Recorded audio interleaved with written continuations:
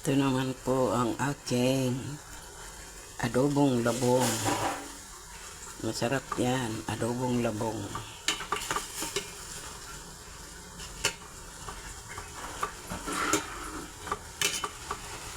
Masarap yung kawayan. Kawayan, yung bata pa na ano ng labong. Labong.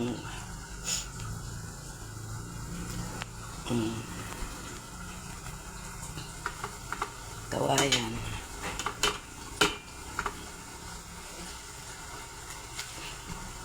Pwede rin iyan ay ginagawang lumpia.